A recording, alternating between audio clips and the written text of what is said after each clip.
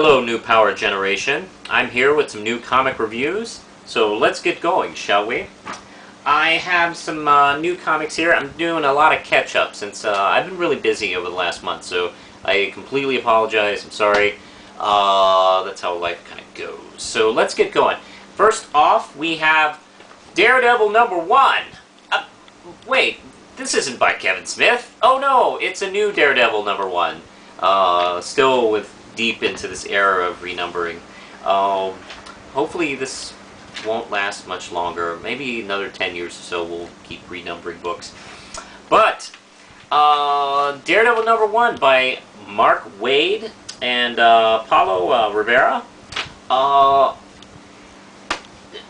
I think this is taking now a new stand with this character. Because let's face it, since Miller, writers on Daredevil have basically been going, okay, how do we fuck up his life this time? Oh, okay, good. And then rebuild him again. It's been a constant vicious cycle for this character. And then been some really great stories out of this, too, from, Nacini, Brian Michael Bendis, of course, Brubaker. They've all done wonderful work. But now, maybe it's time for him just to beat up some bad guys. That's what Mark Waid's doing. First things first. Well, actually, hold on. What's cool about this is it's not ignoring what has come before it. And if anything, it's made Daredevil a stronger character, a stronger person. Because now he realizes, you know what? Maybe I can survive the worst that life can give me. You know, maybe, when all goes bad, maybe it's just a phase. Maybe it's just something I can just get through. He's a little more confident these days, actually. And he even is thrown a supervillain, but it's also at a Italian, not an Italian, it's at a Mafian wedding. And wow, that sequence is so cool. And Matt Murdock is still Matt Murdock. Also what I like is we have not dropped the concept that Murdock's secret identity isn't really a secret, even though he won that case in court. So everybody's got to go, oh, okay, you're not Daredevil, blah, blah, blah, but I know you're Daredevil. Well, that's still causing him problems on a daily basis. His reporters still bouncing around. We have people asking him, like, that he, sees on the street, like, hey, man, how's it fighting that Spot guy? Like, I don't know, I'm not Daredevil. Oh, yeah, whatever. And it's even causing problems in his career as a lawyer, where, let's see, this one case, actually, which I think may turn into a plot line. At least it shows signs of doing so.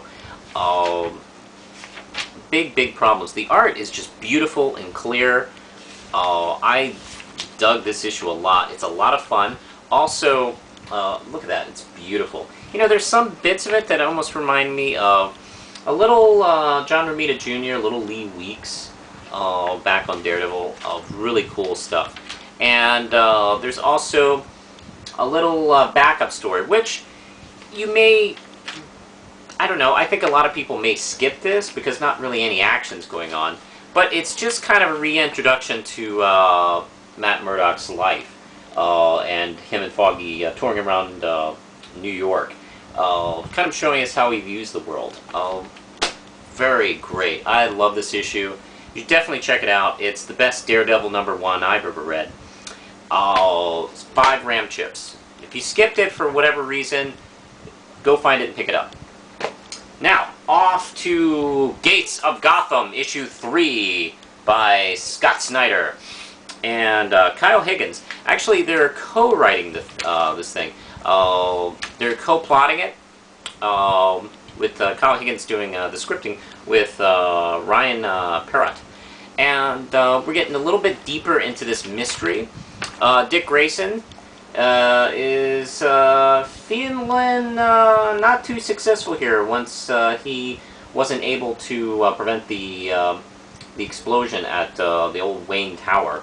Will Wayne Tower continue to survive? I mean, look, hey, the Baxter Building's been blown up like 80 billion times. Hopefully, maybe, know, the Wayne Tower can be rebuilt, although who knows. Let's see. And we get deeper and deeper, and we kind of figure out in this issue who the big steampunk guy is that's causing all the problems. The Gates of Gotham isn't just a nickname of the bridges, the old Victorian bridges of Gotham. It's actually two brothers who did a lot of the design work and a lot of the heavy lifting, and felt a little bit thrown to the wolves by big families of the time. Is one of these brothers still alive? Is it possible? Is it that's the cool steampunk suit that's keeping it alive? I don't know. We'll see. I'll love this a lot. The art is fantastic. Kyle Higgins' work is excellent. Reminds me quite a bit in some pics of Damian Scott's work on the old Batgirl book. And what's cool is he goes back and forth pretty effortlessly to the cool superhero cartoony looks and to the historical Victorian era shots and flashbacks, which happen all throughout the miniseries so far. I'm loving this one. This is also 5 RAM chips. Now, Green Hornet from Dynamite. Now, let's see. The pencils are done by someone else, but the story and plot are still done by Phil Hester and Andy Parks. Igor Venedro is doing the art, mainly because this team is breaking off to do the $6 Million Man miniseries, ongoing series, whatever, with Kevin Smith. So unfortunately, they're derailing their team a little bit. I'm not sure if that's the best case. The book is still pretty good. Kato has been in the hospital for a couple issues because she got severely injured during the whole Catholic crime cult thing, where she was, I think, impaled. That was pretty bad.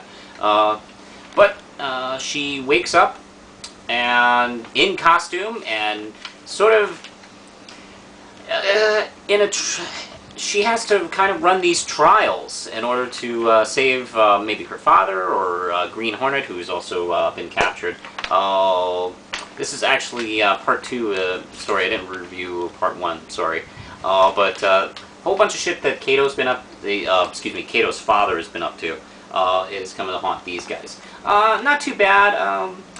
It's okay. The script's not as strong as some of the other Green Hornets scripts. I'm going to give this a nice, strong 3 RAM chip.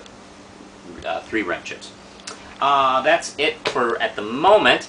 Don't forget my comic book, Red Knight, with art by J.C. Grande, is out in stores locally here, but you can buy it online. You can buy it through PayPal. Just check out the information in the below bar. You can also send a check or money order to me, Justin Cristelli, if you don't do the whole 21st century paying thing. And let's see. Also, I got to put a Kickstarter account setting up, hopefully, to help fund the series a little bit easier. Check it out if you want to buy the comic. It's $3 for the comic, $2 for shipping in US, and $4 for international. And please check out the Kickstarter page, because it'd be nice to keep doing this, and I would really enjoy it. And I would definitely love to keep entertaining you with it, my own superhero fun. You can donate, and there's rewards for people who donate. I think that's it, so push the button, Lindsay.